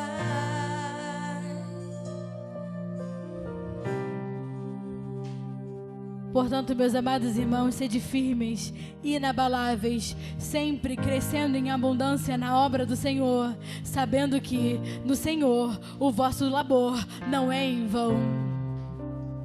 Senhor, colocamos a nossa vida diante de Ti e declaramos, Senhor, sobre essa casa, sobre essas vidas, sobre essa igreja, sobre, Senhor, a cada um que entrar por essas portas, Senhor, uma igreja firme, uma igreja inabalável, uma igreja que cresce abundantemente na Sua obra. E cremos, Senhor, que nada será em vão, porque ouvimos a Sua voz, vemos o Seu desenho e reproduzimos na exatidão tudo aquilo que o Senhor nos mostrar, Senhor. Eu declaro, Senhor, essa casa é uma casa de exatidão, uma casa de modelo, uma casa onde se encontra a verdade, uma casa onde se encontra, Senhor, tudo aquilo que é somente da Sua vontade. E essa é a palavra para esse tempo. Sejam crescentes, abundantes. Tem toda a obra crescendo em abundância em toda a obra. Essa é a palavra para esse tempo. Crescendo em abundância em toda a obra, em toda a obra. E o trabalho não será em vão. E o trabalho não será em vão. Que se levantem homens e mulheres como Lucas, responsáveis, doutrinados, com mentes de governo. Que se levantem homens como Ananias, no qual o Senhor pode contar, sem menos falar com eles antes, homens e mulheres confiáveis, que Deus não precisa ter dedos, Deus não precisa ter cuidado. Ele pode dizer: eu posso confiar contigo, porque sei que vai. Eu posso confiar contigo, porque eu sei que vai. Eu posso confiar em ti, porque eu sei que vai fazer exatamente o que eu estou mandando. Não me interessa se nunca viu a cara dele, não me interessa se você não vai naqueles lugares, não me interessa se Saulo é um matador de cristão. Se eu mandei ir, você vai e cara a cara ele falará da minha palavra e o fará ver a minha verdade. Uma igreja que não tem medo, que não se retrai, que não para, que não fica: ai Deus, mas será que eu vou? Aquele lugar é perigoso. Ai Deus, será? O Paulo, ele estava ontem matando meus irmãos. Você quer que eu vá lá falar com ele? Ai Senhor, não tem nada mais fácil. Não, homens e mulheres confiáveis. Aonde ele quiser, você vai. Aonde Ele mandar, você entra. Com quem Ele mandar você falar, você fala. Uma igreja que cresce abundante na obra do Senhor. E o seu labor não será em vão. Não vai ser em vão. Nada é em vão. Nada nele é em vão. Que se levante uma igreja que está cansada de viver em renúncia, mas que viva completamente a vida do Senhor. Uma igreja disposta a viver completamente a vida do Senhor. Firmes, maduros, constantes. Firmes, maduros, constantes. Uma igreja firme, inabalável, porque está estabelecida numa verdade presente que se chama Jesus Cristo de Nazaré. Inabalável. Essa é a estação. Estejam alinhados com a estação. Estejam alinhados a esse tempo. É tempo de crescer, de abundar em toda boa obra. Não precisam inventar nada. Está tudo escrito, está tudo determinado. Olhe e veja, ouça, olha, veja, reproduza. Ouça, veja e reproduza. Olhe, reproduza exatamente aquilo que Deus está mandando. Não há nenhuma dificuldade nisso, igreja. Ouça, veja, reproduza. Ouça, veja, reproduza. Não há nada de difícil. Difícil é quando eu invento e me frustro, porque Deus não se compromete com aquilo que não está no seu desenho. Esse é o tempo.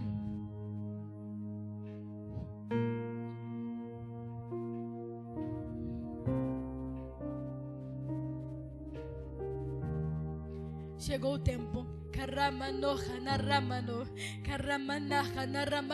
de subir um novo degrau. Eis que foi colocado uma porta. E nessa porta uma escada.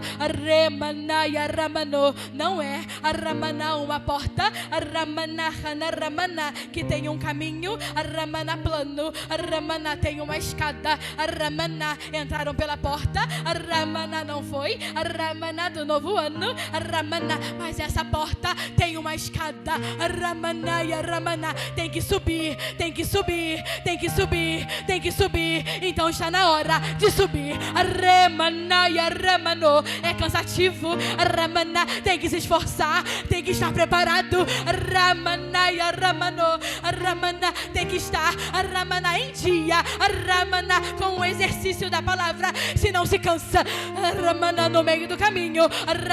Não será como as outras portas. Que estavam abertas e entraram. Essa porta tem uma escada que não te permite fazer outra coisa a não ser subir. Está na hora de subir. Está na hora de subir. Uns param. Cansados. No meio do caminho. Outros tem mais pique e sobem. Mas cuidado. Os que não se preparam sentem dores. No caminho, não é assim? Dói a perna. Repuxa o músculo.